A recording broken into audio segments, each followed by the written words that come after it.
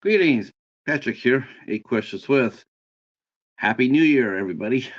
Um, yeah, it's gonna be a fun year, I think. 2023 was excellent. Had a lot of fun. Um, Met a lot of really nice people. As far as guest wise go, had an absolute ball, and we are back for another year of fun here on 8 questions with. We interview just about anybody.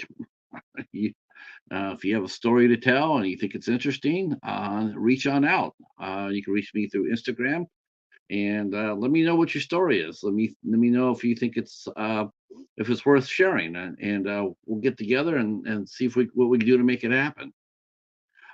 Tonight for our very first show of 2024, and Jaden will be our first chat person to come in. Hey, Jaden, how are you? Happy New Year. Um, we are bringing back an old friend. We are bringing back, but this time he's carrying another title with him. Before we met him as Spyder Dobrofsky as screenwriter, but now we're meeting him as screenwriter and film director. That's right. Spider is directing his film Down Below, and we'll be talking about that tonight. Um, yeah, it's a pretty action-packed movie and it's stat cast. If you're a horror fan like we are, then the names that are attached to our starring in Spider's movie will impress you.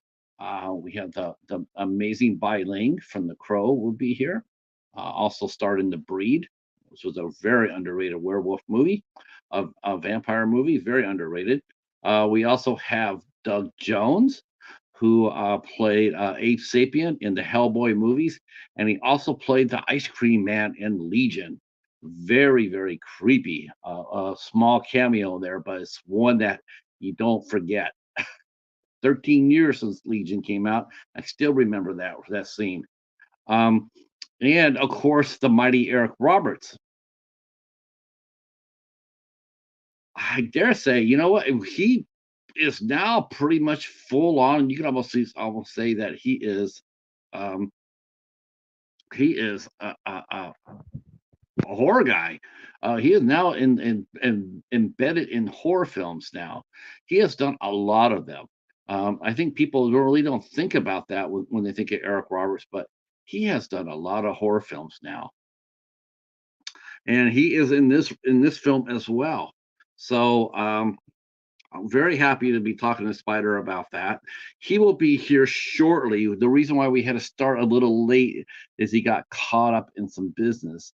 That's why we pushed back the show an hour to accommodate him. So he will be here shortly, um, and we will get the show going on. But like I said, I'm really glad you guys are here tonight. And those who are watching the replay, thank you so much for doing that. That means a lot to me. I appreciate it very much. So I see that everybody is dropping their list now. The top 20. Hey, wow, look who's here. Superstars coming through. Hey, Lady Valerie, how are you? And there is the mighty Bat, Alucard, of the Cat and the Bat show. Um, and Al will be here a week from tomorrow. Him and I will be teaming up yet again as we will be interviewing Raymond Murray from Cinephobia Releasing a week from tomorrow. And believe you me, he and I are excited about this. Um, uh, uh, Al and I we both watched and reviewed of all the movies that we watched this year. We both watched and reviewed and came up with the number one film of 2023, which was Brightwood. Brightwood, man, fantastic movie. That movie rocks so hard. Um, uh, so we're gonna be talking to Raymond Murray a week from tomorrow. I can't wait. Um, it's gonna be yes, completely independently too. Yep. Um, Tomorrow we will be talking with Peter Castro from Bayview Entertainment. Peter will be here. We talked a little bit today.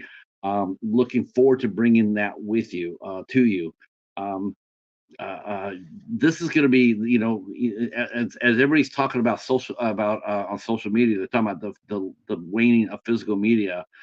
Best Buy is now no longer selling movies or whatnot. As these things happen to us as film lovers, s- independent distributing companies such as Cinephobia and Bayview become much more important. What I really like about both Cinephobia um, and Bayview is the fact that they offer a lot of quality films, but they're not charging an arm and a leg for it. It's not going to cost you $40 or $50 like a lot of the boutique labels are doing. Um, they come in there and the prices are fair and reasonable and affordable to a film collector still. You really, really want to go ahead and come out tomorrow as we talk to Peter Castro. He's going to talk about how they acquire films. And then we'll be talking to Ray Murray about how he does it. And you can get his catalog, his back catalog is now, it is indeed now on Kino Lorber. Kino Lorber is now releasing past art exploitation films. Um, and believe you me, there are some corkers on that list. I mean, I will be shocked if I don't hear people like discovering art exploitation this year in some of their channels. They're gonna be talking about like, look what I found, and they're gonna be holding up an art exploitation film. But those in the know have always known about art exploitation. Let me tell you. Um, all I gotta say to those people who will be discovering art exploitation this year, good for you, because you came across some very excellent films. Um, Yes, that's gonna be a lot of fun. I am really thank you so much, Val. I appreciate that. And if you care to share us out, that'd be awesome as well. I keep forgetting to do that. I keep forgetting to say share us out. I don't know why that is. Um, but yes, by all means, share it out. Yeah, Peter tomorrow. It's just, in fact, Al just dropped, if he doesn't mind dropping that here, Al just dropped his review of the Parker sessions, and go ahead and feel free to drop that interview link on in the chat, Al, so you guys can go over there and check out Al's review of the Parker sessions. Me and the Cheetah, we reviewed it. We reviewed the Parker sessions for our 31 Days of Halloween. So you can find our point of view there. We also have an interview with Stephen King Simmons that we had here on the show as well, and that's also I believe in my Bayview Entertainment playlist as well as the you can go to the playlist for the list of interviews and find Stephen King Simmons. Yes, there it is right there. That's right. We believe in sharing because sharing is caring. All right. So while we wait for Spider to get here, I will go ahead and let me make sure I open up a browser here just in case. Now he's on the West Coast, so you know what that means too. Um, so this okay, we're good. We're good. So we are blazing along. I will tell you some of the calendar action coming up here. It's going to be a lot of fun. Um, okay, so what's coming on the old calendar? Obviously today is Spider, and tomorrow is Peter Castro from Bayview Entertainment. Sunday, we had to move our date with Elizabeth Chamberlain. It was supposed to be 3 p.m. on Sunday. We moved it to the Saturday, the 13th at 3 p.m. So that's no problem. We're happy to do it, happy to accommodate.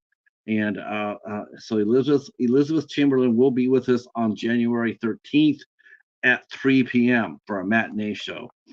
On the next Tuesday, the 9th, we have actress Heather Fraley will be here with us. She promises to be very entertaining. She'll be here with us.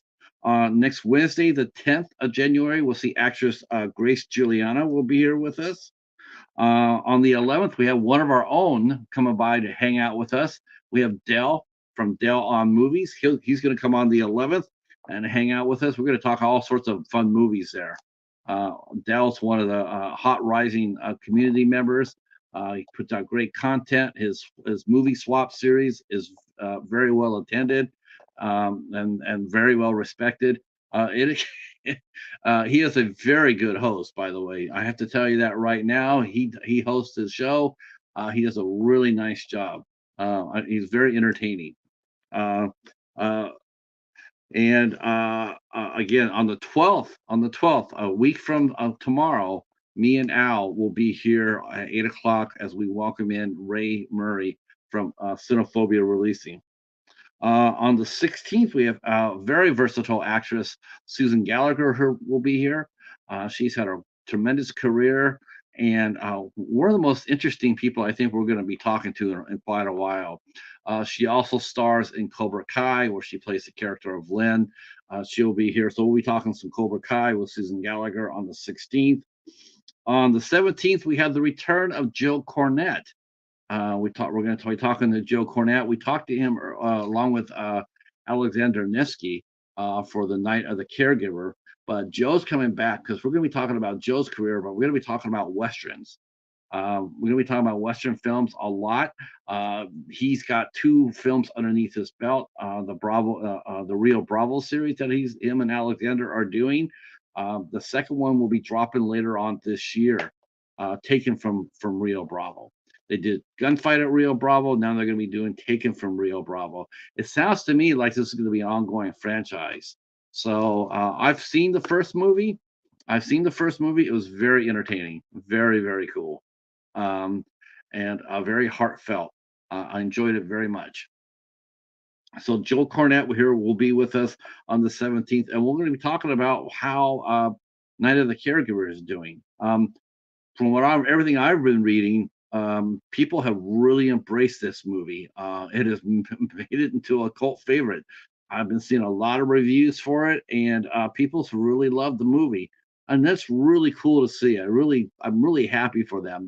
They put a lot of heart and soul into that movie, and so I'm glad to see it doing well. The lead actress in that movie, Natalie Denise Burrow, who was also on the show, her band Kill My Coquette will be releasing their new single next Tuesday. We'll be talking about that as well. And that's not the only time you can hear live music going on here, because we do got something really cool going on here. Hey, Professor, how are you, sir?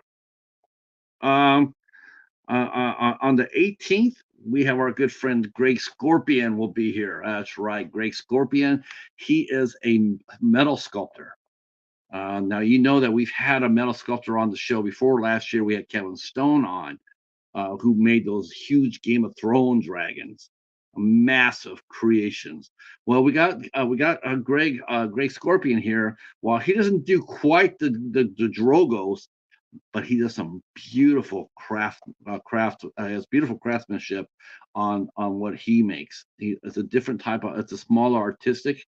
It's smaller artistically, but it's absolutely gorgeous. The details are amazing, and he has a big social activist heart as well that we'll be talking and addressing. I put it out in my social community, in my community tab there, that he is running a contest. He's running a contest on his YouTube channel about paying it forward. So I put the link. In my community tab to his page, so you guys can go over there and hook it up and give him a sub. And he's giving away a bar of silver worth about $300 for this contest. One of his own personal bars of silver. So he will be here with us on the 18th. And then I should mention this real quick before Spyder gets here. So we are starting something new here on the 25th of January, and we will be doing this once a month. Once a month, we'll be welcoming in a brand new band from Bipolar Records. The first band will be Blind Adam and the Federal League. They will be here on January 25th, and they'll be playing some live music here. We'll be talking. We're talking about the band and their journey. Hey, Stephen, how are you?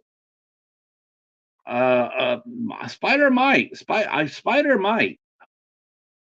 We'll have to see. Definitely, I definitely wouldn't mind talking to Courtney Palm. I definitely know who she is. Um, we're still working on some other things as well. February is going to be pretty fun. I'm already starting to work hard at it, and hopefully we'll start landing some dates here real soon. But the showcase for Bipolar Records presents, um, we're gonna be talking music with one of their bands on their label. So this month is gonna be Blind Adam and the Federal League. Next month will be a band called Boob Sweat. That's what they're called. So we'll be talking with Boob Sweat, I do believe, on February 13th. Um, and so we're going to be doing that once a month, a band off of Bipolar Records. Damon Wortman's label. He was on the show. We talked to him. We also hosted the Centaurettes, along with our good friend Ant from the Friendly Men. So yeah, it's a lot of things going on here. Hi V, how are you? Love to see the green heart. Love to see the green heart. And Spider will be here momentarily. He had it. He had to go. Had an engagement. He had to take care of, and so we pushed back the show until a little bit later. So I know. Hopefully he's okay. Um, so far everything is all copacetic. So that's good. Uh, Yeah, I thought so too, V. It seems like we do pretty well when we have some musicians on. I thought that would be a good idea. And I really enjoyed so far of all the I've enjoyed every musician that we've had on. Steve Hartso. We've had we had Emily Deshane is on the show.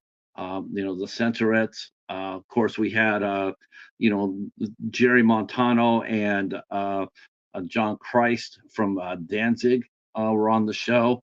So musicians are very, very welcome. Michelle Aragorn was on the show. That's right. Cami Rain was on the show. Um, uh, we Courtney Gaines is on the show. In fact, he just released a new record, and they're out there playing as well. Courtney Gaines is doing well as a musician, and I mentioned Natalie Denise Spurl. So we had Ashley Reeves on the show, of course. Ashley Reeves. Yes, Kill My Coquette. She is sassy as hell. I mean, I love watching her. She is just, she's all energy. She's cute as hell too. She really is. She is a firecracker. Um, I would love to have them. I mean, I might even have them come on in March. I might have them come on in March and kick down and play a set. I would love to. Yes, Rachel. Rachel's doing very well. She released a new single, and she did another. She got to sing the national anthem at another massive event. Um, so those are always good to see. A lot of our guests from last year have done very, very well. They've stayed busy. They've had tremendous success. It's always good to see. And we're going to be back. We're going to be bringing back some old friends this year. Um, I've been, a lot of times I book solo shot, I book a guest and then it takes a while for me to circle back and get them back again. I'm going to try not to do that this year. I'm going to try to bring back some more familiar guests that have been on the show and that people have really enjoyed. And I'm quite honestly, I miss talking to them. Quite honestly, I do. I miss talking to them. I think they're a lot of fun, and yeah, like I got to be honest with you. Every month I look at it, man, I get itching in my palms because I really want to bring back our good buddy Mike Ferguson. So I'm definitely going to be doing that. I'm going to be bringing back Mike on here. It's been way past time for him to come on, so I will definitely make that happen. Um, yes, I would like to get Max come back on. I have a plan. I have a plan for this year. This year, the last couple of years, we try to do Women in Horror Month, and that, that's not easy. That is very, very hard. So what we decided to do was we're going to just do Women in Film Month. So women Entertainment Month. So we can bring back anybody we want. It could be a musician, it could be an artist, it could be a singer, it could be an actress, a producer, it could be anybody. As long as it's a lady and they're going to come celebrate the month of March with us, because we because March is the hardest month to book here at Eight Questions with. It is the hardest month. Um, and I do know that we got some we do got some guests coming up. That are going to be coming up, and I want to put them in March. And actually, Max will probably be one of them. I would like to bring back Max. Yes, Elizabeth Chamberlain will be here on the 13th. Um, and her brand new film Grotesque is now playing on Tubi. And yeah, yes, and she will be here on the 13th of January. Um, Yeah, we had John Marie Mack, who was a Grail guest. Wow, I could come back and probably what I'll probably do between now and tomorrow is I should actually, but I did ask everybody. Let me ask everybody here again who are in the chat and watching the replay. I would love to know. I would really love to know who was your favorite guest that we had on the show. Who are some of the guests that we had on that you were really impressed with, that you really enjoyed watching? If you could leave those in comments, that would be really helpful. I'd like to know. I'd like to get because that gives me an idea of what you like and maybe not so much. Though I have never heard anybody. No one's ever came to me and ever had an issue with any of my guests. I'm proud of that. I do my best to make sure we have some entertaining guests, even sometimes those who maybe not see the things we always see. Maybe they don't see the world the same way we do. But you know what? I'm never going to shy away from that. I'm never going to shy away from that. If they come on and they have a story worth sharing, yes. I won't ever have a rabble rouser on here. I don't need that. Nobody wants to hear a rabble rouser. But if you have a story, if you have an interesting story, I would definitely be open to hearing it, and I definitely like to hear which guest you guys liked the most that we had on the show last year. Let's see. Steven says that Karen Klisch was his favorite person. And Bunny Stewart, yep, Queen Bunnicula. That's a yes. Bunny is very sweet, and so was Karen. Karen's very sweet, and that's what I mean. Everybody had some sort of a measure of success last year, and that included Karen, who made a big splash, or should I say, a big cooking casserole dish in Thanksgiving. That's right. She started in Thanksgiving. She probably had the movie's most memorable scene, and hopefully that will open a lot of doors for her, and we'll be seeing her on the big screen soon. Um, uh, I really hope that that does happen. That was fun. That was a lot of fun. And quite honestly, and quite selfishly, I'm going to say this, but you know what? She really deserves the shot. She's a hardworking. Not only is she a great actress, but she's also a good coach. She is teaching people how to act, and that can't be overlooked because there are a lot of actors that need an expert hand. And Karen Klush has a tremendous body of work. Um, name me four, other than Robert Urich, of course, rest his soul. But name me four people who've done four television series, a regular on four television series. That's not easy to do. That's not easy. Even more so today. That's not easy. And Karen did that. So for her to come out here and kick ass, that's awesome. Let's see. Yeah, I have a feeling Eli will be a pipe dream. I don't really see Eli Roth coming onto this show. I mean, it would be awesome to have. I would definitely welcome in the show. But I don't think we're going to be quite big enough for Eli Roth right now. Eli Roth is probably Gosh, that was I mean, is it safe to say he's probably one of the top 10 directors right now, that's hottest directors? Um, box office was a little rough last year, but he came out with a record-setting film in Thanksgiving. Um, Now I know that he was supposed to be directing Borderlands, and I know that got caught in development hell. Supposedly they had filmed it and then had to go back to redo reshoots, and that he had to leave the project because of scheduling conflicts. Um, but I still don't think that's going to take anything away from Eli Roth and his 2024. I think he's going to have an amazing year, um, for sure. Oh, let me see where I can see if I can ping Spider here and see where he is at.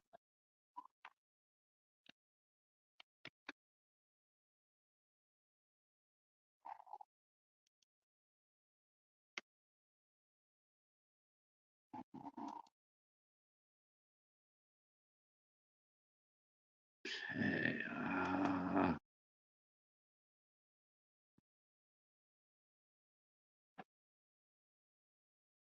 let's see.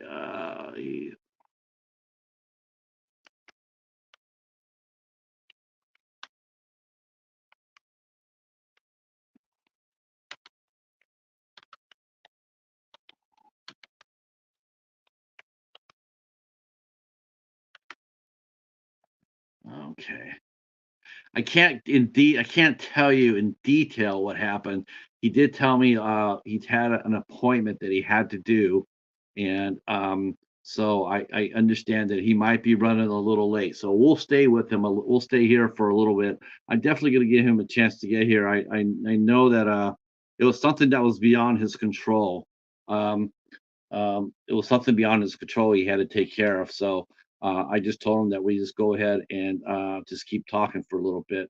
Um, we'll give him a little bit of time for sure. Uh, no, there's no. You know what? You know what? There's that's what I always say. I always say this. There's no bad questions except those that are unasked. So there's no problem at all. There's no problem at all trying to see if Eli will come and talk. Um, Personally, I think I'd be very impressed by that, Stephen, because I know, for you to go up there and uh, uh oh my gosh, he got the wrong one. Hold on one second.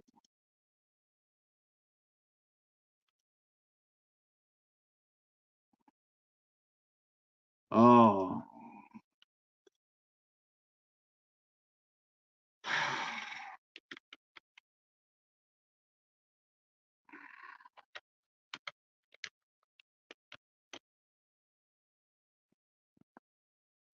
okay.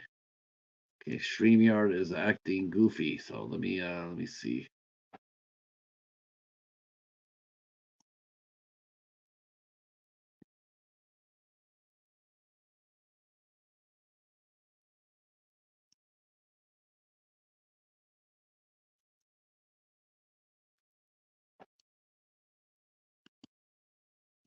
It looks like the link that I sent him did not work, so that's the problem. That's good old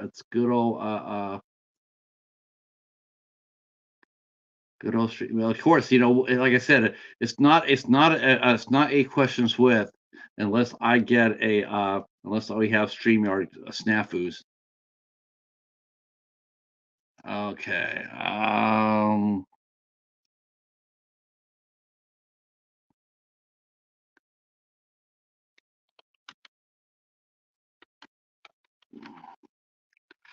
Do, do, do, do, do, do, do.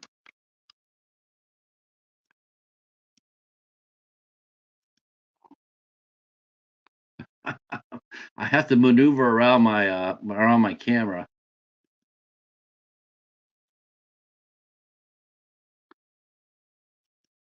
All right.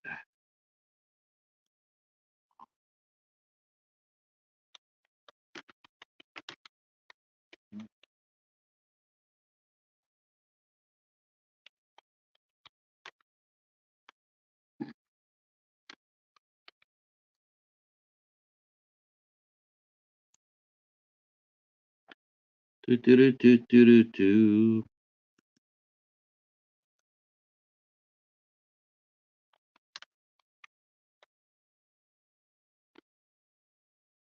All right.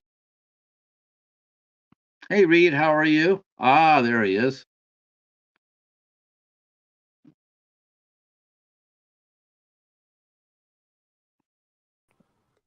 Oh, there we go. I had you still sitting on the table with them going like this, trying to take those stitches off. I'm like, oh, come on, you gotta, don't Oh, torture the guy. he was. He's got, I know I tortured, man. Lucky just on my foot, but yeah, I clicked that link. I guess I was in some empty studio or something in there. yeah, I don't know what that was. Because I did the link. I did I the thought link for, yeah, it was I weird. was Sorry like, about that. no, you're good. I was like, Patrick's doing a really elaborate opening. I'm like 11 minutes in. Yeah, you know what? You learn to juggle, right? I mean, you know this. I mean, Yeah, as a director, you're like, okay, how do I keep everybody busy while we're setting up this new shot? I gotta keep things going here. I can't let everything just stop, you know. Uh, um, exactly. so you have. Is it okay to talk about what happened? You have some stitches taken out. Is that okay to talk about? Oh, sure, yeah, man. I got a little thin gash on my foot. It, From that's right, because you surf. yeah, it's a surf thing. It's not too bad. There's like I think there are like only like 4 stitches or something like that. But I'm like you, man. I don't like that stuff. I don't like. Oh, I have scars all over my hands from cuts that should have been stitched up, and I just going like, yeah, I'm good. You literally are like, I'd rather have the scars than have. Yes, yes. Rather, and then they come up there and they come up there and say, this won't hurt. This will only you only feel a pinch, and it's just like, really? How about this? Uh, you do that. I'm going to hit you in your nose, and it's going to be like, did that feel like a little pinch to you? Those damn little fucking numbing needles hurt so Oh, bad. they're so bad. Oh, so bad. I get I don't have no trouble with needles at all, Yeah, like the but dentist or anything else. But those right there, when they're for stitches, oh, uh-uh. Nope, nope. oh, oh, Everybody's saying hello, hello. Hi, Michelle. How are you? Happy New Year to you, Reed. Thank you so much. Thank you guys all for coming in. Feel free to share us out if you can. And V says, "Girls dig scars." Well, you definitely dig my hands. That's oh, for sure. here's the chats. Okay, I can see it now. I was like, I want to see. Perfect. Thank I'm you. gonna I'm gonna make us a little bit bigger here. A semi Uh, Scooby Doo reference. I've actually heard that before. what? That's uh, with a clean looking green shirt. I see a semi Scooby Doo reference. Oh, If I was ever an actor, I would love to do a live action Scooby Doo movie. That would be the only thing I'd want to do.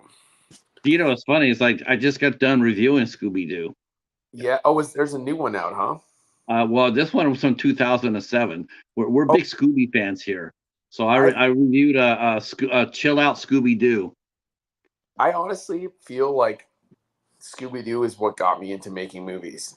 Oh, look at there's Scuba's life. zombie. There's I, I talk people. about that movie as like my big Genesis moment at like 12 or 11, watching Scooby Doo Zombie Island, and the monsters were real, and I was just like, "This is the greatest thing ever." The one I really like, the one I thought was badass as hell was when Scooby That Doo met Kiss. Man, that was pretty badass. They had all the band was all did they did all their own voices and they sang on in the movie and it was pretty fun. I was like, this is really cool. I mean, you're talking like adults can sit down here, and dig out on Scoob. I don't have Scooby Doo, but I got a Zelda cup here. Let's see, how do I show that?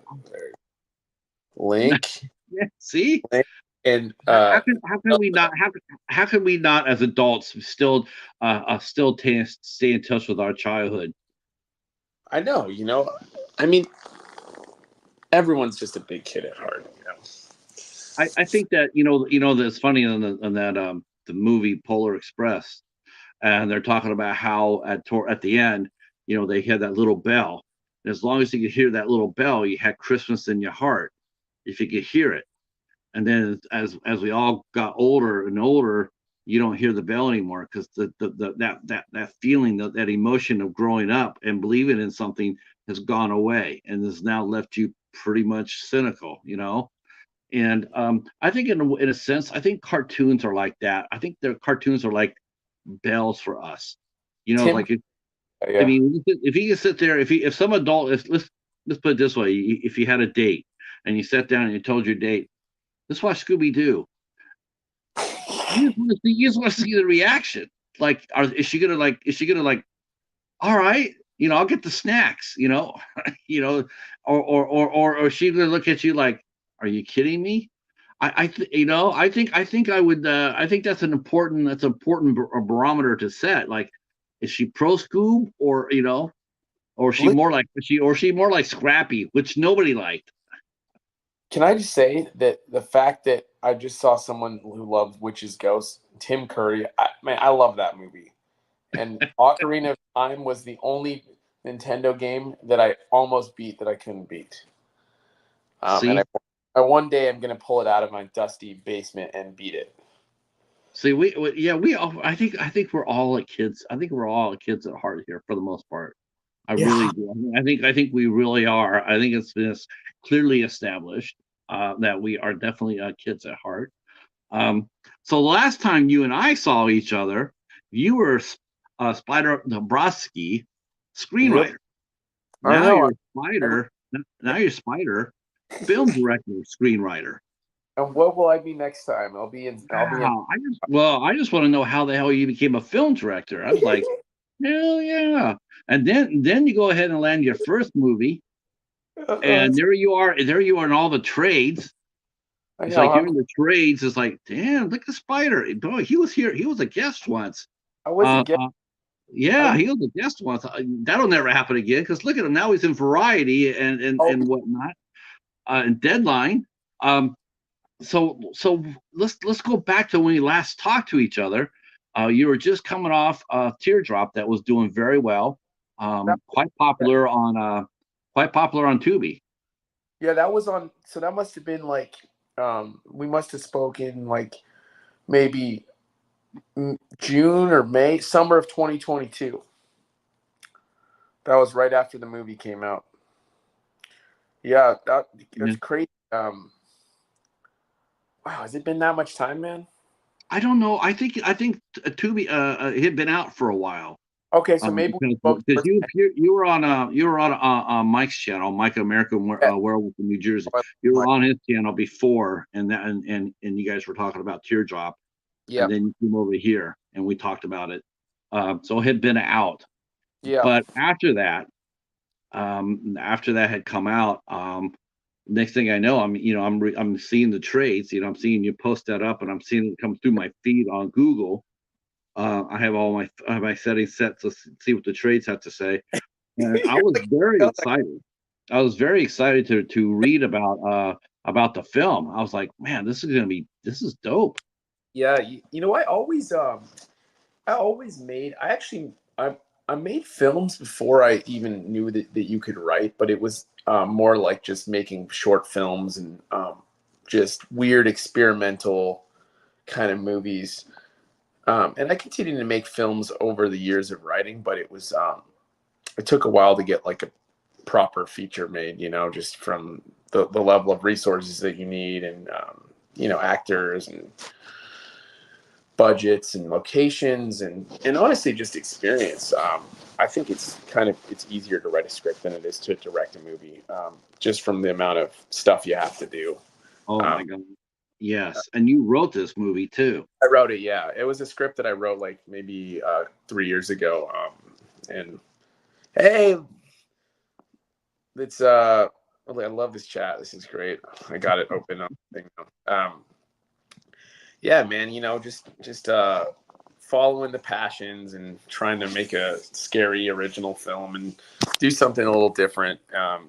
We always spoke about movies, and I always felt like what I wanted to see is like Shining and Stanley Kubrick films. and less of like the conventional kind of horror films. And then I was Right. like, I'm just going to write one and then try to make it. And just, you know, motion and cool actors came aboard. I'm trying to get Alexis. I was talking to her today. She might join. Hold on. I'm right here. I'm just going to text her again right here to try to Sure. join. Yeah, she's quite busy. I know she is. I think she's traveling for the holidays. I did tell her, so she was supposed to come, but I know I think she might be East Coast right now. Are you're aware? You're On East Coast. yeah, you're East Coast. But yeah, I mean it's been a mission, man. It's been a fun mission, and we're now in post. We're editing. We're coming around the corner of having beginning to like color grade and sound and score, and I love that kind of stuff. I don't do any of that, but I like to watch it, and I love watching the composer send me things, and it's fun, man. It's silly stuff, you know. Oh no, I totally get it. I mean, you're sitting there now as a director, watching this. Now, did you pick your editor out, or did you have help with that, or did you or Yeah. I mean, I basically am overseeing it, so I'm in the editing room with the editor like pretty much every day. Um, but we have a great editor who's just, technically sound, and more importantly, story sound. And I actually have learned so much from this editor. And it's the greatest thing to realize that someone once told me, but there's basically 3 rewrites on a film. It's the writer, then when the director gets it, who happens to be me as well on this one, but you're then rewriting it on set because it's raining instead of sunny. It's this. Eric Roberts does something so good. I'm like, I got to change the script, and Alexis does this and whatever, right? So you're rewriting on set, and then in post, the editor is the final rewrite of the film, and that editor is saying, well, you thought you were shooting this, but you were really shooting this, this, and this, and I could change the structure and open on this scene. And so it's a really cool process to kind of like let go of what you were thinking you were shooting, and have an objective person kind of say, hey, look, Spyder, this is really good, and this is a strong through line. Like, let's try to focus more on that and leave a little bit of this that didn't translate. So was it hard? Was it hard for you to give him the trust to handle it? I mean, that's your baby, and you're giving it to him, and you're like, please don't mess this up. You want to keep your vision how you saw it and your words how you saw it, but you still got to give it up. I mean, was it easy for you to do, or without looking over his shoulder, or was it just I would say that it was. We already had spoken a lot about the film, and just from looking at footage together and things, and we were on the same page of the movie that I was trying to make, and he wanted to make that movie, and I actually really liked the idea, Patrick, of somebody else saying, I'm going to add my filter on, and then like the composer, I'm going to add my filter, and trying to take my core idea and have it filtered through all these different people and different voices and different actors. And different creative positions, different cinematographer, and everyone who, as long as we're all on the same page of the type of film I'm trying to make, if I can correctly get everyone on the same idea of what I'm trying to do by letting them do their thing, it's going to make this beautiful kaleidoscope of like just a vision instead of it being me like kind of micromanaging everyone. I guess is that what you fight the most? Do you consider yourself a micromanager, or are you pretty liberal when it comes down? I mean, you trust the people to take care of take care of business, or are you, or Yeah. would you use this? I mean, because here you are, you're a screenwriter, so you're sitting out there and you're watching this. You're going, I'm sure you're sitting there going like, this is stuff that I would do. This is stuff that I wouldn't do. If I was directing, I'd do this. If I was, and then all of a sudden, here you are the director, you are doing this, you putting all those things that you put down in your toolbox. Now you're bringing them out, and now you're applying them to your film, one that you wrote. So I mean, was there ever war between you as a director and you as a screenwriter? Yeah, For sure, actually. I would say that the director won the battle of the screenwriter and the director wars. And I cut lines that I really liked. I cut scenes that I really liked. Um, I cut them in the moment. I cut them in post. It comes down to the idea, and it's the same principle when I wrote a script and would give it to a director like Stephen Monroe and Teardrop. Once he signed on and said, Spyder, I love this story. I told him, I said, Stephen, it's your film now. I'm here. I'm here to do rewrites if you want me to. Um, it's your film, make your baby, and I'm here to support it because it to me, it's always been a director's medium. And that director is now going to interpret the material on the film. And it's not necessarily going to be a direct translation. It's not going to be like 2+2=4. If it was, every screenwriter could direct. And so I try to really say, all right, I wrote the script.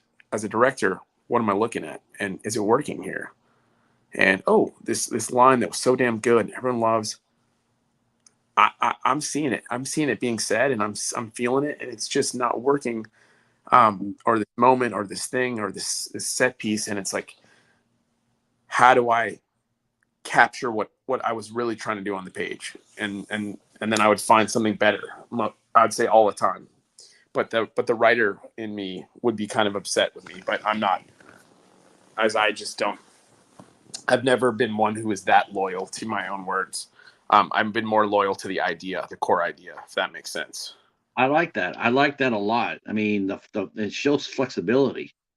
It shows that it shows because there's been screenwriters that my and directors too that directors screenwriters and they'll give leeway a little leeway, a little improv room, but for the most part, I've had them tell me that I just want them I want them to say what I wrote, Yeah, and it's like for you, I mean, for you to go ahead and give that up because you like I said, that's what your main call was, screenwriter. And then yeah, how important that was. Because nobody wants to get notes back. It's like can we rewrite this? Can we do this? Or I was like, man, I wrote the script. I thought you liked it.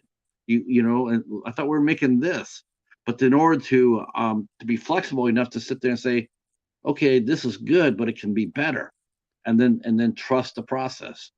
Trust in your ability. Uh, that um, that's the beautiful the beautiful let go feeling, which is just like, hey, again, and there are directors who I admire who are like every line has to be said. My thing is that I don't want to force anything. If I hire an actor and their natural cadence is bringing this thing, instead of trying to turn them into something they're not, I'd rather them embrace that thing that they are, and then write it around that. right, right, But I feel it's unnatural to like force people into like a box of like, make this line work. right. Sometimes you gotta change it to fit the talent around it. Yeah, and that's what I did with every actor in the film. Is I let you know I thought that the most original part about the casting was the me being like, I'm gonna cast this person as this. No one has ever imagined them doing that part. And once I've done that, my job is done. Like, you've never seen Eric Roberts play a role that I have him in, or Ling play a role that she's doing, or Alexis. They're never done anything like it because no one's ever thought of them for it. And I thought that was where my job was done. Where it's like, once I was like, you should do this, and they read it and connected to it, the character they brought was so good because they were simply making great creative choices of like who of the way into that character. And that's where I was like, I don't have to do anything. I have to like, these actors are so good. You don't like, oh, act better. It's just like, we're just trying to find the story beats together, like in a collaboration. Now down below, I noticed that it's set during Christmas. Yeah. So Funny, here's huh? my question to you about that: is because it is set in Christmas, will that affect your release date? I mean, do you have any? Do you have any? Do you have any? do you have any pull in when it's being shown? I mean, you don't want it to necessarily show in the middle of summer. You want it to be, but Come on. You don't do you want have to any go to control over that? you don't want to go to a Christmas movie on a 95-degree day, come on. Yeah. Well, I don't know. I mean, is that something that when you're trying to shoot the film and wrap it and get it to post, did you feel like you were trying to erase that, or did you already know ahead of time that your movie was not going to be, wasn't going to be released for Christmas? So did you guys talk about that? Like, okay, when do you want to have, as far as that goes, when do you want to release it? When would be a good time to? Uh, Is that something that you're as a director, I'm are you brought in that conversation? I'm brought into it, but I try to just let the marketing and producer people kind of deal with it because you know I want to make the movie the best movie I can make and make the movie original and not I don't want to make a movie that's like tropey and just Right. vanilla. But when it comes to the marketing and like what the good time of year to release the movie, I could also see it potentially being released in October too, which would be cool. I think there was also some talk from the distributor that we were speaking to about like the film festivals. I'm not really sure. I just want the movie to be seen and have the best life that it can based on the audience for it. And I really think people are going to respond well to it because I think it challenges people in a way that a lot of films in that genre don't usually do. And I think when they do, like people really, really seem to react well to genre films that are not cookie cutter. Right. And try to push the envelope a little bit. That's why we're here, right? Yeah, To I definitely think you have, and we're gonna get to that because I'm excited because there's a couple of things where I'm really excited about, and I'm so overjoyed because it's so cool that you've done this. First of all, our friend Eden says here's, "Hey Pat, can I get a shout out from you, Eden Movie Room to post?" Yeah, you want to say hi to our good friend Eden? me? Yeah. Oh yeah, I don't know if I'm always saying that right or not. I I don't did. know if it's Ed or Eden. I just keep on like Uh, so Ed, hey Eden, hey Iden, hey yeah. Yes, hello, and thank you for showing up. Austin.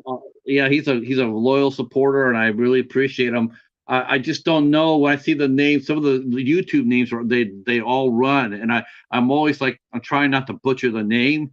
Uh, uh, that's got to be sort of fun during casting calls, right? To Oh sit yeah, there and say, "What's your name again? Could you say your name again?"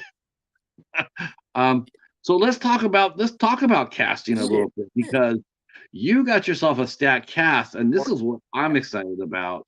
yeah, cool, Is huh? that I know. you gave Eric Roberts the leading role. He's not just going to be there for a minute and gone. He is he's the star of the movie. How cool is that? I love Eric. Eric is one of the coolest guys I've ever gotten to work with, just as a person, an actor, just a great creative. Like we were talking about, just a big kid. Big kid who loves playing with his toys, and his toys are is on movie sets. And yeah, it was just dream come true. And um, he kind of reminds me of my dad, so it was very easy to get along with him. He's a just a good, fun loving dude, and sharp as a razor, and just earned his name because he's just such a legend. He's just so talented, and He really is, isn't he? I it's mean, he's what's funny is like I used to see his name on just about every movie box. Spider. I used to see his name all the time. I yeah, was like, yeah, it's like, is there not that guy? Is there not a movie that guy can, is there he loves. not a movie that he won't do? But then I just sat back and I started watching him, you Yep. know, and all of a sudden I noticed that he is actually he's very focused. I mean, it could be just a small indie movie with a $50,000 budget, but what he energy he brings into it and brings into his role. you think that he's sitting on, doing, the Dark Knight, and he's just full on professional and gives you such a great performance every time. And not only that, but I was sitting here, and you probably heard me mention this, but it seems like Eric Roberts has morphed into a very, very dependable, very energetic horror icon. I mean, he does a lot of horror films now. I know, and for me, I told him, I was just like, Eric, like my brother is the cinematographer of this film of Down Below. Um, and so we got to, we were just right in the face of Eric with the camera and me and him, and we were just like, choreographing shots. And it was like, my brother and I were just such big fans of Entourage too. And Eric is in one of the Entourage episodes, and we were just like fanboying out on like, the guy, Dark Knight, the guy's just such a legend, and he's just loves to chat too. And he's a super inspiring guy too. Like,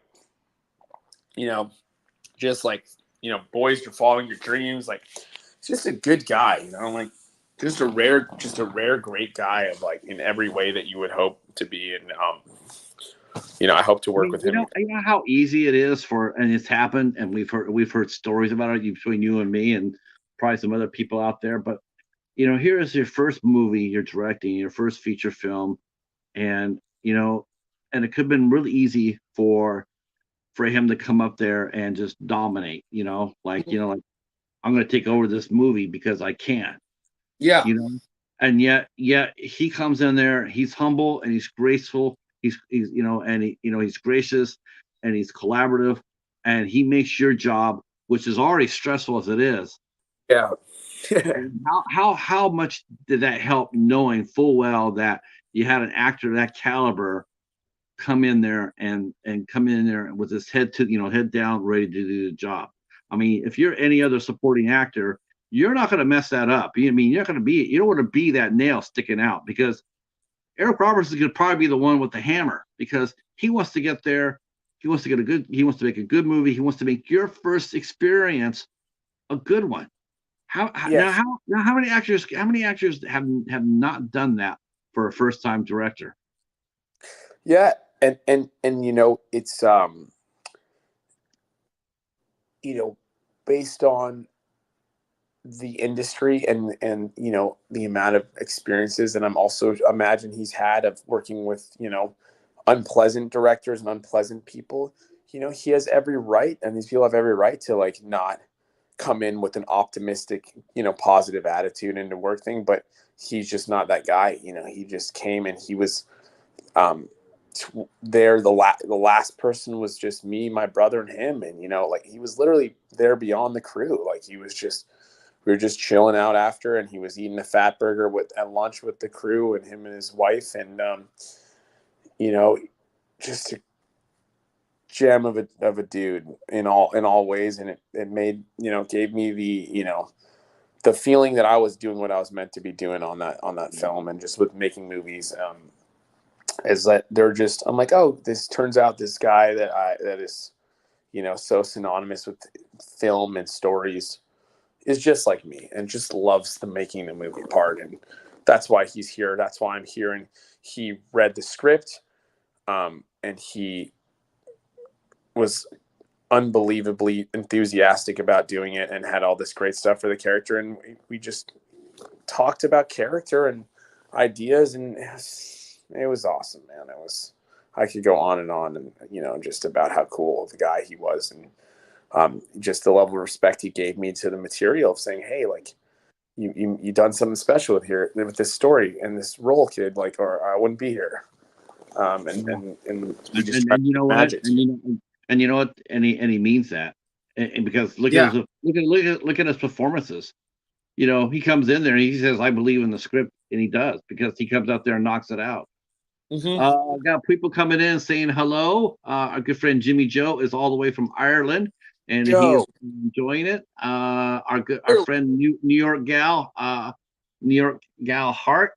I hope I'm saying that right. Is here and says hello, Spyder. Thank you guys all for coming in. I appreciate it so much. so I mean, casting was, this is your first time, here's your first, again, it's like the same thing. What was your role in casting in, in relation? I mean, like, you gave the movie to the editor to edit it. Did you do the casting yourself? Did you have a dream list of who you wanted to act, Yeah. based on the budget you had, of, because, I got or I was very involved with the casting, down to everyone, every single no line, one line part. I really want to know every single person in my film, and to just know that everyone is right. And as far as casting, I feel very grateful and blessed that I just got the cast that I really wanted, and it was somehow easy, although maybe not forever, not in maybe in hindsight now, but um, just getting to work with actors who I really wanted to work with, and them really loving the script and leaving their schedules and doing this film that is kind of weird and out there, and kind of just falling in love with the material, and meeting with me, and letting me tell them why I think they're so good for this and what I would do, and just getting everyone that I went after somehow. we have a question for you. We have a real quick, we have a question. It says, so it says, what inspires you to write these scripts? I mean, yeah, because you did a horror film, and now there's part of it is like, now, because you've done horror before. You did very well with Teardrop. That was Yeah, a hell of a movie. Um, but you've done other movies. You've done other Christmas movies, actually. great. Yeah, And you've done mainstream films as well. You're not known as, as a horror director, so to speak. You're known as, just right now, as this. just Do you like having that label on, like, like certain directors, like an Eli Roth or a Joe Lynch, or, or yeah. Radio Silence? They're known as horror directors. Is that a label is that good to be labeled like that, or would you rather be just labeled as a film director that you can do anything? Yeah, I think I'd rather, because I'll tell you, after finishing this film and coming in, I'm like, I want to do something completely different next. Like, I just do. I want to do something comedy or sci-fi, just something completely opposite of kind of the supernatural horror stuff. So, but if whatever anyone wants to call me, it's anyone can do whatever, say what they want. But um, I like making making stories that inspire me, and I don't really even focus on a genre. It's more just like a story. And if it happens to be horror again, it's nothing like Teardrop in any capacity. This movie is so different from Teardrop.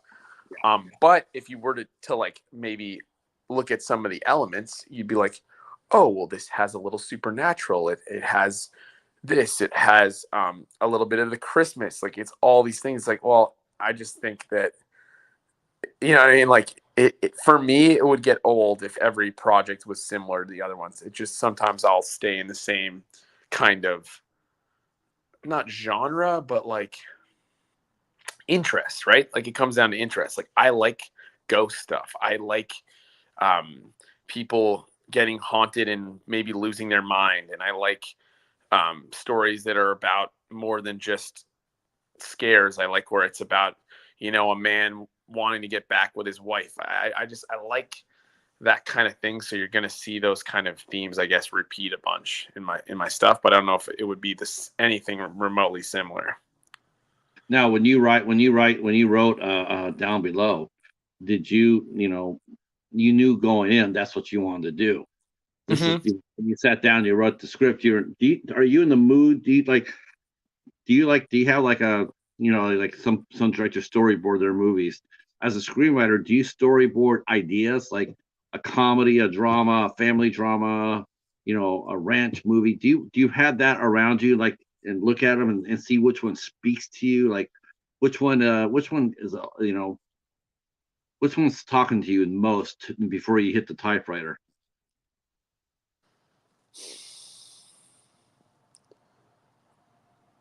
or is it just sit down there and just let your fingers go and see where they take you? Yeah, it's a little bit of that. And to answer Jimmy Joe, I would make a zombie movie if I could find the right Uh, ink that I thought would be fun for me. But I even this Down Below film, like what the film it started when I started writing, it is became a vastly different movie to what it ended up as. But I guess the core essence of the film is still there. Like if someone saw some early draft, they'd be like, "This isn't even remotely the same movie," and they'd be like, "Well, this is there, this is there, this thing is there, this villain is kind of the same." Um, but Patrick, I don't really know what makes me write movies. It's like almost that thing, when you turn on the TV and you're like, oh, what do you want to watch tonight? If I asked you right. Yes. that, right? It's that Yeah. thing. It's what do I want to write today? It's that kind of feeling. Yeah. Because And I'll be honest with you, I'm sure the chat can understand this too. Um, it's like, how do you mean? I mean, does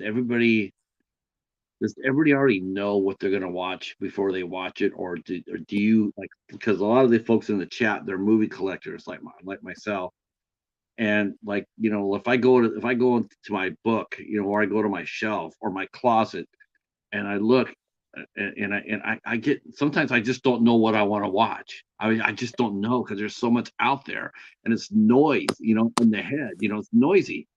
And I was thinking as a screenwriter, it's like, when you sit down, do you have that noise in your head? Like, what do I want to write? I have so many different ideas. What do I go with first? You know, do I go with the creativity? Do I go with do I go with something that can be made sooner than later? I mean, horror movies are, is it safe to say in your experience, Spider, that horror movies are easier to sell versus something like, a family drama? I Like the don't house, know. like you made the housewife. You wrote the Housewives of the North Pole. That's a very fun cast. You wrote that. Was that movie easier to sell than the fact when you turn around and you try just versus Teardrop? I mean, what movie They were sold? both, What movie sells faster? I mean, does those that both. play? No, I go came ahead. up with both of those ideas in 2016, and they literally both got made in the same month and sold seven, Wow. 7 later. So I don't know. Like I don't know if there's some sort of like quality in a certain type of movie that's easier or not. I think people can go mad trying to chase that dragon. But I would say that there's something exciting about a project that is really, really easy to see as a movie, like a big, good movie idea that's also a good lean script. Does that Hmm. make like I think like if you write a really killer script and it's lean, like it's not too heavy, but it's also just a really good movie idea. I think that's the equation, and I think a lot of times people writing horror tap into really good movie ideas. Like those guys like the Lights Out, like they just come up with a good movie idea, and that's So that's it's gonna so hard. It's got to be hard though to come up with. yeah, for sure. Let's talk about Down Below Yeah, and the genesis behind it. So but let me go to the chat first. Catch up here. Let's see. See everything. Hi to everybody. Larry, our good friend Larry, the horror cat dad is here. Hi, Larry. Let's see. Yeah, you would make a zombie movie. That would be fun. yeah, Um, zombie. I'm let's gonna see. text Alexis again right now. Hold on. Larry says, sometimes it just hits you. Yeah, I think that happens for sure, especially for experienced screenwriters such as Spyder is. Mm-hmm. I think that tends to happen more often or not. You could just, but you just, but even so, you still come across like writer's block, or idea block. Um, let's see. New York Gal mentions what does he enjoy most about directing and interacting with the people and the cast?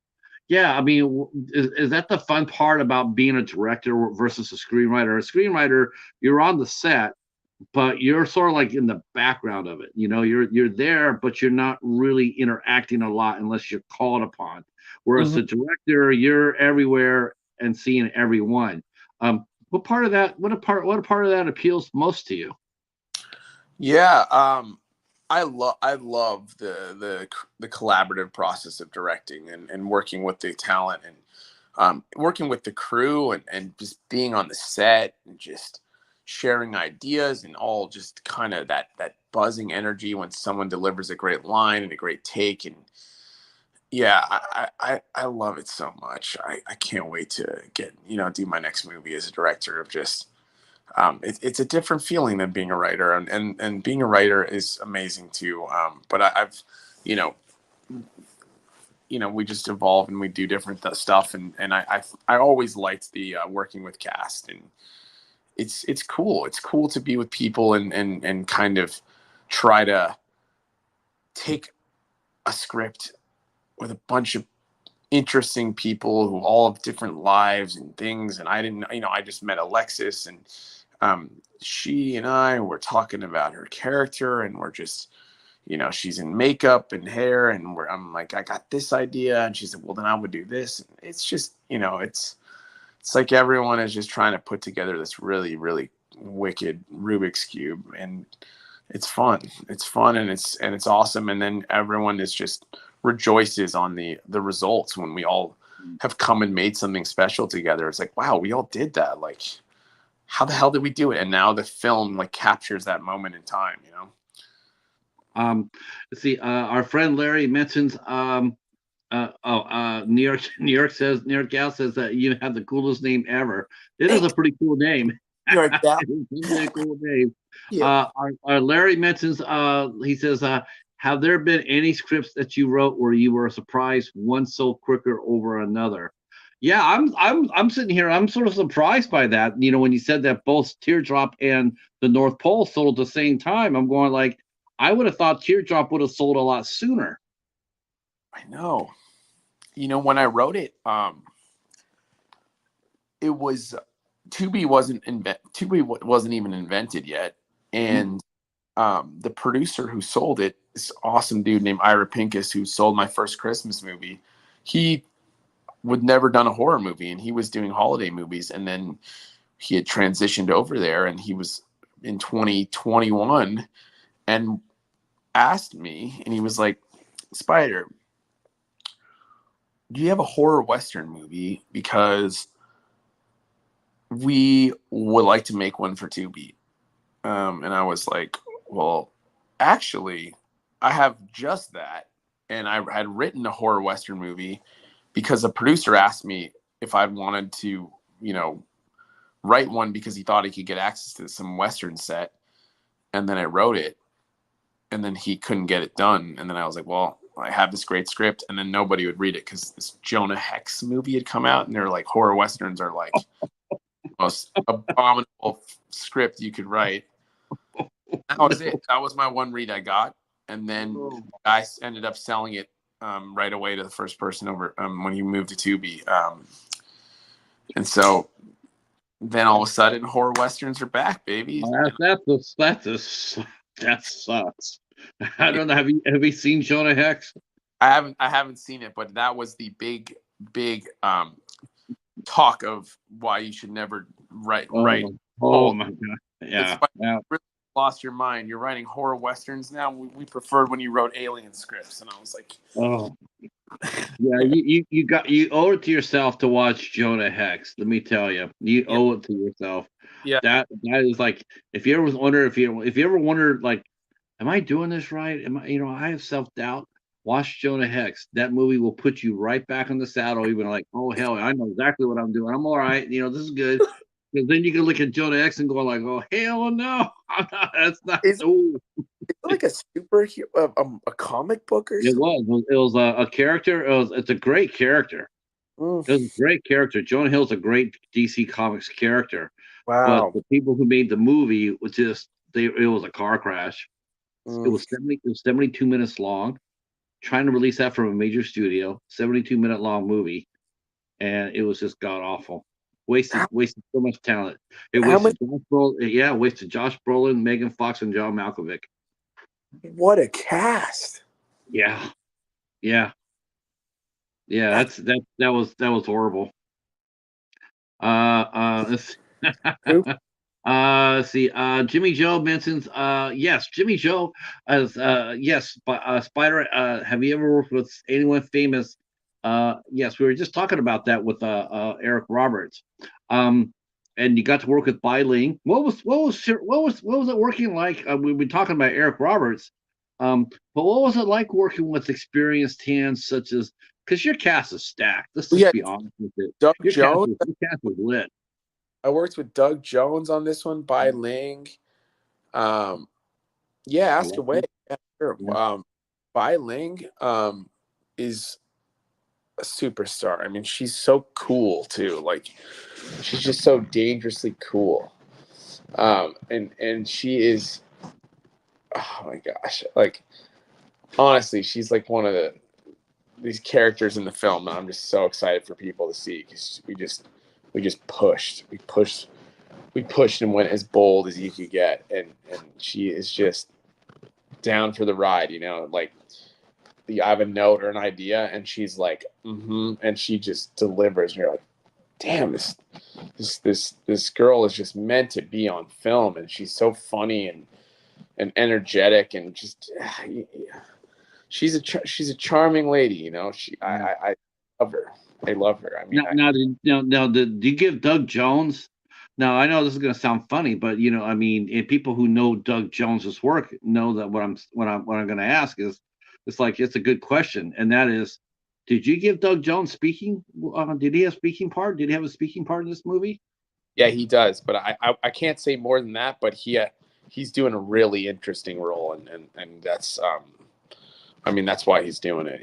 He works on such big studio movies, so for him to He work just with, never really gets to speak. And it's just like, I remember when he did Hellboy and he played Ape Sapien, and they dubbed his voice with David Hyde Pierce. And yeah, I'm he's just, speaking. just And I was I'm a big Doug Jones fan, and he we were just buddies on Twitter actually, and I gave him the script, and he was like, I mean, I'm sure he'll tell you. He's like, I'm probably not, don't want to go, like, he doesn't live in LA, so it's like, you know, I'm over in LA making this movie, and he's like, Spider, I love you. Like, I'm probably not going to do this, but just send me the script. I was like, all right, well, will you just read it? Just, and then I sent it to him. I didn't expect to hear from him. And then like 10 minutes later, he's like, I love it. I'm in. And then his agent oh, called. that's fun. That's fun. So let's talk about a little bit about the genesis of the movie, though. Yeah. Before we go back, we're gonna come back to Doug. We're gonna come back to Doug, but I want to know. He So was in, where did you get the idea for Down Below? It sounds extreme. The first thing I think of when I say Down Below, the first thing that gets me is it sounds claustrophobic, which is it, always a good thing for a horror fan. it's not, Like we love that. We love that. How do I get out of this? I'll say, Patrick, it's really not claustrophobic. There are elements, but I actually, I truly try to make the movie as like, even the claustrophobic stuff to be like not feel claustrophobic, and to make it feel like vast and more like the Overlook Hotel, the Shining kind of feeling. But there's some sinister stuff down below for sure, and I guess the genesis of it, I don't know. I don't, my mind doesn't work that way. Like, I don't know if there's like something that I just I've been wanting to tell this story for a long time, and I tried several variations to try to figure out how to make it. And just even for me, like dealing with some of the stuff where there's violence and um, just weird psychological stuff, and trying to figure out how to like make that work on film. Um, it, it's a special film. I mean, this film, I'll never make a film like this again, just simply because um, it was It's the first one. I mean, yeah, seriously, it's the first one as a screenwriter director. yeah, Like yeah, full. I mean, it's yeah. like, yeah, You know, because you're kind of like figuring out if you've got what it takes, and for me, I was shocked. Like, I kind of knew that that the actors were going to work well, because I don't know, I just knew that, like, I could talk to them. If you could get me in the room with someone, I could just tell them what I was doing, and that my passion and for the story would translate. But the stuff of, like, trying to sell some of the set pieces and the genre and really creating a tone, that was, I think, the biggest fear I had, and I feel very good about our cut of the movie. But to actually create a tone is not so easy. Like, you're trying to create a world and a feeling, and how, what does that even mean? Like, yeah. I and mean, that's what you have to world cover. building. Trying to build a world, and Yeah, even if it's just for the one movie, but you're still trying to build that world. You're still trying to make it yeah, interesting enough so people want to come and watch it. I yeah, was going to ask you exactly. this. I was going to ask you this when I was asking about, where you get your ideas from. We talked about it earlier when you got here, and that is that you surf a lot. You post on your Instagram. You're always at the beach or whatnot. And I was going to ask you, is that another place where you could just get away and ideas come to you when you're sitting on your board? Waiting for a way to come. Is that a good place for you? Is that your Zen place where you're Hmm. out with you in the nature and the ocean, and this ideas start coming to you? For sure. I can recall. A lot, giant entire monologue that's in the finished film that I actually came up with out in the water 2 years ago. I was sitting out in the water, and the waves are so good, I couldn't leave. And I came up with, in my head, this monologue, and I kept repeating it to myself for 2 hours so that I wouldn't lose it. And I held on to it, got into the parking lot after 2 hours, and I wrote it down. And it's actually in the finished film to this day. Um, Crazy. That's cool. I thought about that, when I was, when I was getting ready to talk to you about this. I'm going like, I'm just wondering, like, I mean, that's got to be Oh, because most people I always ask is like, do you just go to, do you go to your office and you have coffee and you sit and you just, do you set aside a day to think about ideas? And to me, it's like your office is almost like the surfboard. That's your, yeah, if you want to get a hold of Spyder, more likely or not, he's going to be out there trying to catch a wave. But you're yeah. working.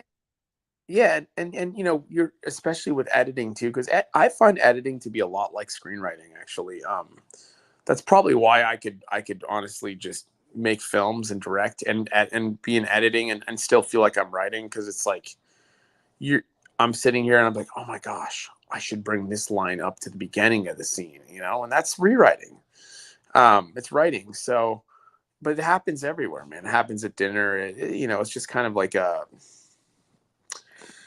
lifestyle kind of thing, where, at the end of the day, like, as much as anyone can say making movies is a career, it's a hobby, it's a passion, it's a game. It's like playing a video game, like, you play it a bunch, and then you're like, oh my gosh, like, I can beat this level much easier if I just, whatever. And What was it like for you for the first time to get financing, or did you have a producing partner for the film? I yeah, mean, yeah, we it was great. I mean, there was more pressure, for sure, like, yeah, of just, that's you know everybody. That's the uh, one thing everybody says they hate the most about the whole movie making process is getting the money. yeah, and getting the money, and just it's like, Do when there's people money, ask there's you?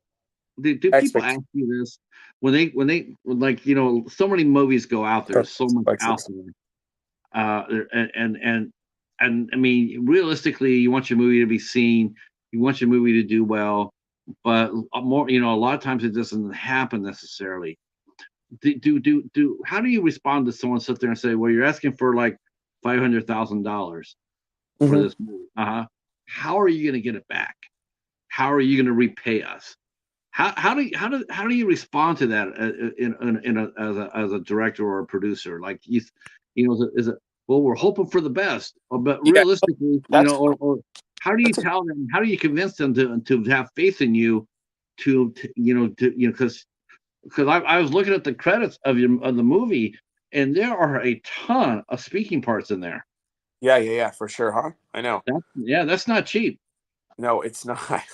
um, I I think that, well, you ask a great question, and I would say objectively, as a director and a producer, your roles are very different. So as a director, if someone asked me that, I would tell them about the film and why audiences are going to connect to it. But as a producer, I would say, well, you're going to need this type of talent. You're going to need this type of thing. You're going to need this type of, a little bit of action, a little bit of spectacle. You're going to need a great trailer. You're going to need moments that are cinematic. You're going to need a little bit of this, a little, and so you want to find the balance, right? Where you don't want to plug in talent to your film that may get your money back, right? Like, oh, this cast is good enough to get onto Hulu or whatever. You don't want to do that if the cast, as a director, the cast isn't right for your story. So, right, there's plenty of movies out there that have amazing casts that suck. They just do. And it's because they're the wrong people for the role. And so you, as a director, want to get those exciting actors in your film, but you got to make sure they're right for it. And if they're not, you can't make that forced fit. It's like trying to make a 1,000-piece jigsaw puzzle, and you're using pieces from a different collection. You're just gonna break the puzzle, and make something that people don't want to watch. So I would say that, yeah, you got to believe, you got to charm, you got to try to make a good movie, and at least an entertaining movie. That was my thing. I'm like, look, I'm going to make sure that this movie, I think that this stuff is going to be great, but also I want to make sure the movie's entertaining, because I feel the ultimate sin you can make is make something boring. I would rather a movie be bad and funny and fun than boring. And Right. I think boredom is the ultimate thing. I mean, otherwise, look at these Sharknado movies. Like, these movies are so bad, but they're fun to watch somehow. Uh, They are, yeah. I mean, there are some that are out there that yeah. You just look at them and shake your head and go like, like Boredom, man. hey, Nobody. but you know what? If it works, if people want to see it, they will come and they will watch. So, I but you have your hierarchy, right? So, like, no one. I'm not saying like no one wants to make a bad film, but like you have to ask yourself first, like, well, except for Dustin Ferguson. it's like it's like how do you make your like, obviously, right? Like, to me, I'm like, I want to work with actors who I think are great actors, but I also am like, I don't want to put these great actors in these like drab, boring roles. I want Right. to make them something fun. I want to push the envelope like a Quentin Tarantino film, or where there's characters that are funky and fun, and the dialogue is wild, and yet there's truth to it, and it's raw. Like a big R-rated grown-up Scooby-Doo movie, man. That's what I'm trying to make, with really, really evil stuff. Man, you should You know, try that. You know what? That's your challenge from now that's until like, that's our challenge from now until we have you come back. I would love to see you try to write an animated Scooby Doo movie. oh my gosh, I would love to do that. Like, I would love to do that. That'd be so fun. I didn't realize that I didn't realize they're still making Scoob movies even to today. Yeah, I've been catching up all the old ones and going, oh no, they keep cranking them out. It's amazing to me. It's like it's like that is amazing. It is amazing that they keep on cranking them out. I had no idea that he was that crazy. I thought it was just the same 40 shows recycled over and over. But then I started getting into Scoob and I started getting all the movies, and all of a sudden I like, wow, people really like this, and there's some really talented people behind there. yeah. You think you look at it's a cartoon for Christ's sakes, but yet there's people out there that love to write that. It's there's a true, like, I think the Scooby Doo people, like, know their stories they're telling. You know, that's why they've remained making good stuff. Like, it's just like authentic to that, to what Scooby Doo is all about. We have a question for you. Um, who's an name us name us. I'm going to do this. I'm going to do this with you, Larry.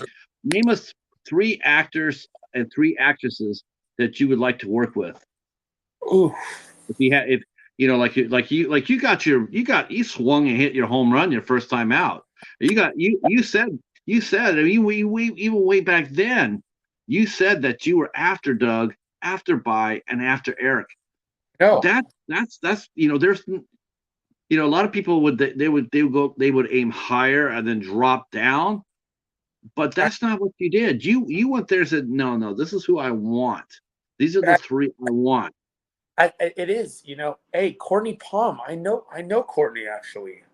That's funny. She one of the actors in our film, Hutch Dano, was in this Zon Beavers thing with her. I was speaking with her about trying to do something years ago. Really cool girl. I'd say my top 3 actors and top 3 actors. I mean, I'm so dying to work with Nick Cage, Jim Carrey, and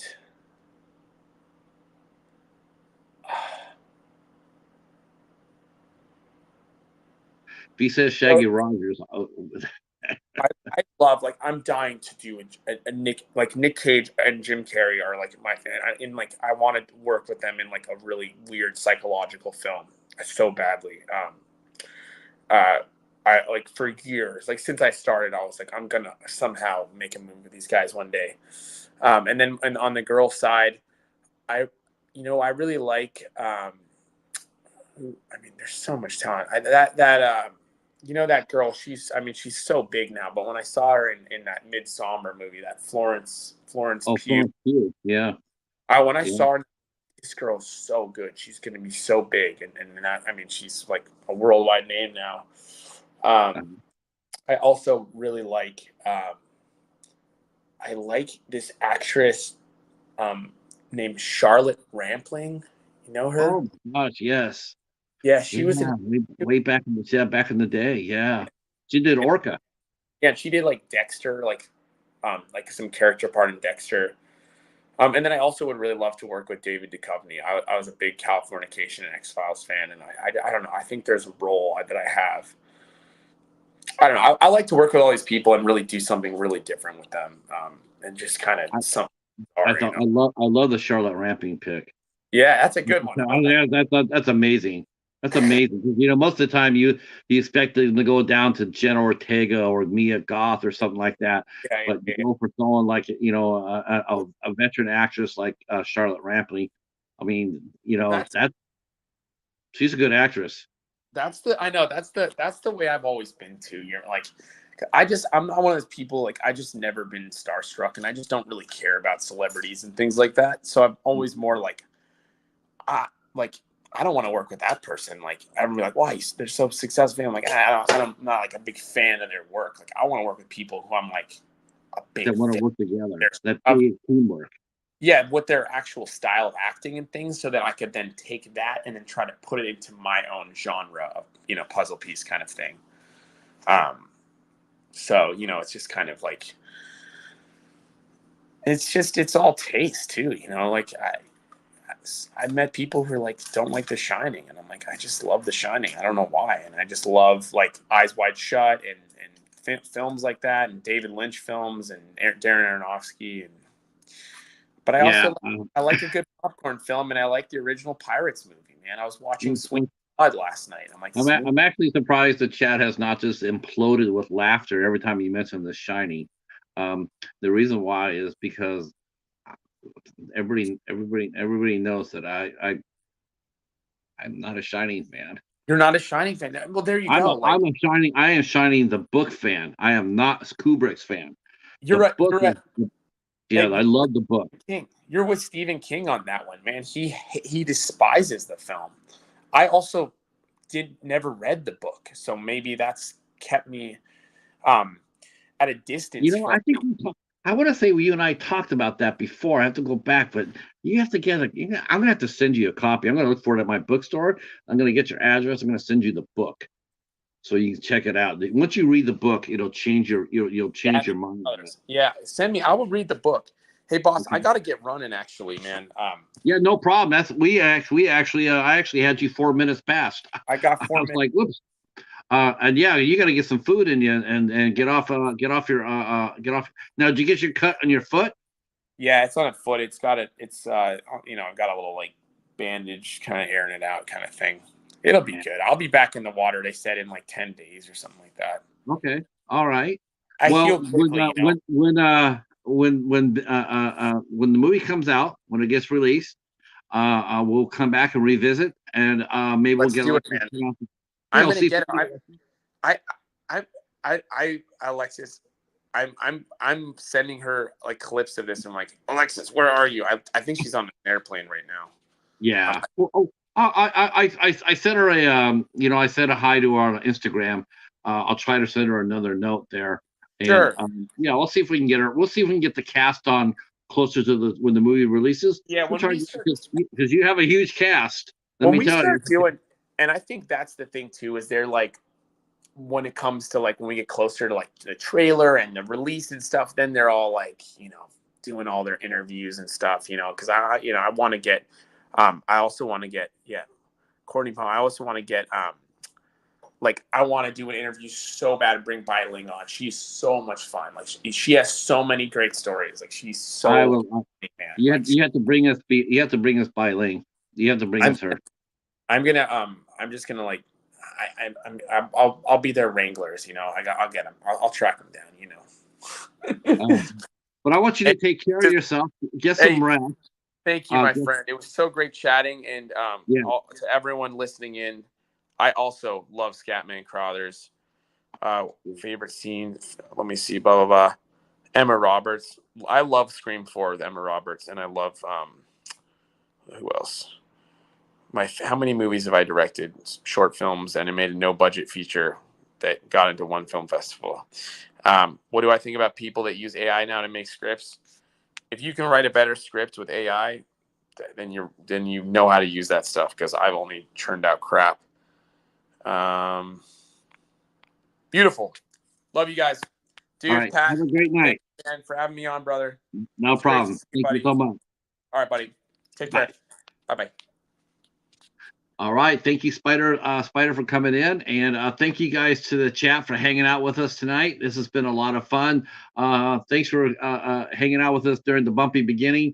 But it was a great show. I didn't know he was sitting in the wrong link.